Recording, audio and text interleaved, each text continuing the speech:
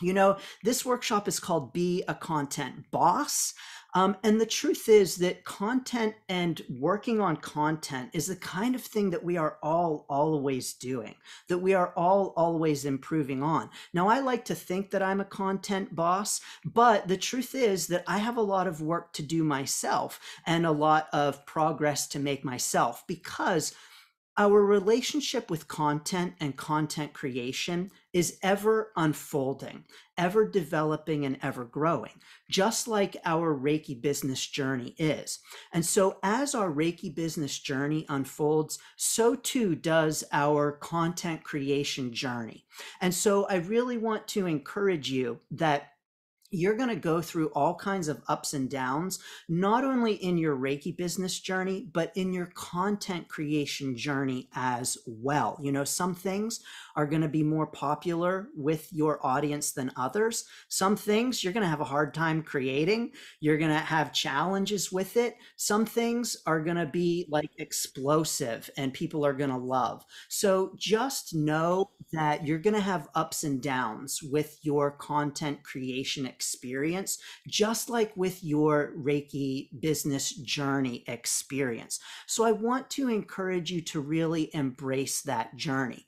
So when we talk about our mindset as it pertains to content creation, we really want to recognize that it is an unfolding experience and it is a journey. You know, for my own content creation journey and experience, I know that I've definitely gotten better at it over the years. If you go back to YouTube and you scroll down on my list of videos, all, you know, I don't know, 300 and something whatever of them, at the beginning you'll see those videos really suck. Like, they are terrible. I love to film outside. It was something that I really enjoyed, but I had the camera too far away. You couldn't hear me. You couldn't see me. They were a piece of crap. But you know, that's the way it always is when we are starting out on our content journey and on our Reiki business journey too. You're gonna create crap.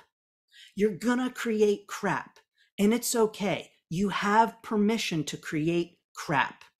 And I want to encourage you not to compare yourself to someone who's been creating content for years and you're like, oh man, that is so good and my stuff is such crap next to it. Don't compare yourself to the person who's been creating for years, and don't compare yourself to the person who has a whole team of people creating content for them. You know, the big names have whole teams of people creating content for them. And if you, like me, like the vast majority of Reiki business owners, are a sole proprietor where you are the sole person, you are it, and probably you don't have any employees either. Maybe you might have an assistant here and there at times, but largely you're the one who is doing all the stuff. Don't compare yourself to the ones who have been doing it for years and have a whole team. So know that you're going to create crap and give yourself permission to create crap, especially because at the beginning of your content creation and Reiki business journey, not so many people are going to see your crap. So the best time to create crap is at the beginning.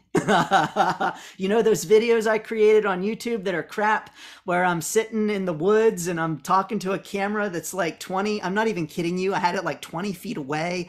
You can't hear me. No one saw that crap. And that's absolutely okay. So know that as you are creating, you're going to create crap, and it might even be cringeworthy. But when you are new, it's the best time to create crap. So give yourself permission to create some crap. Now, along with the mindset of content creation, I've got a question for you. You're all social media users. Drop it in the chat for me. Whether you are a searcher or a scroller. So when you are on social media, let me ask you this. Do you scroll? Drop a yes in the chat for me if you scroll on social media. Yes, you scroll. The vast majority of social media users are scrollers. What this means is that, you go, you see your feed, you see what's being fed to you, and you just scroll through it. Now, if you do this, you are not alone. The vast majority of social media users do this. And social media is set up in a way that encourages you to scroll. So they want you to scroll. They want you to be scrolling because it keeps you on the platform longer. Whatever keeps you on the platform is what the social media platforms want. And so that's how they are set up. And so if you are a scroller and you find yourself scrolling, know that that's what the social media platforms are designed for. That's what they want you to do. And the scrolling is oftentimes one of the biggest challenges to content creators. Because what you're doing when you're scrolling is that you are allowing content to be fed to you.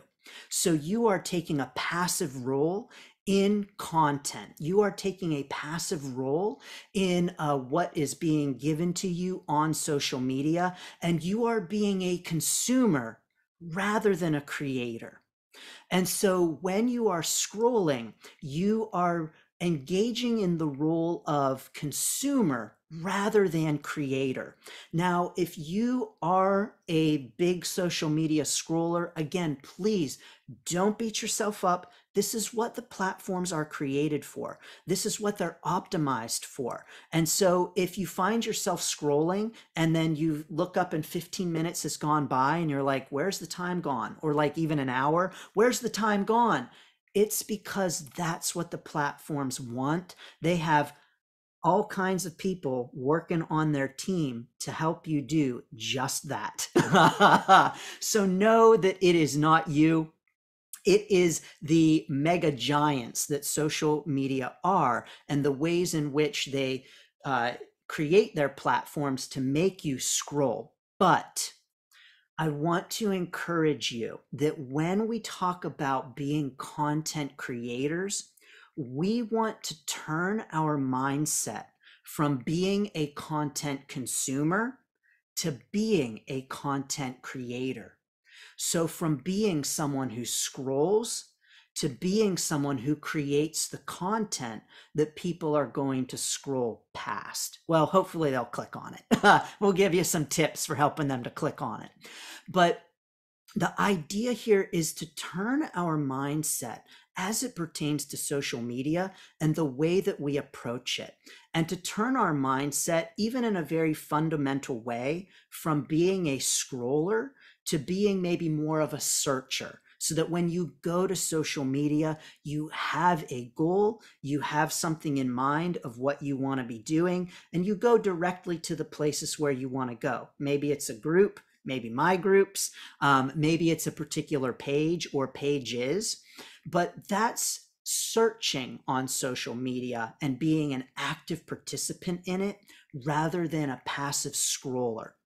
And this is important to content creation because it means that we are beginning to change our mindset around how we use social media and how we engage with it. Because what can happen is when you get in that scroll mode and you're scrolling, you're seeing all of the stuff that everyone else is creating. And you, in that passive, I'm going to consume the content mode, are not in the active, I'm the creator mode. Does that make sense? Yes. So I want to encourage you to begin to shift your mindset from social media consumer to social media creator. Now, consuming has its role, of course. It also has its role in the algorithm, honestly.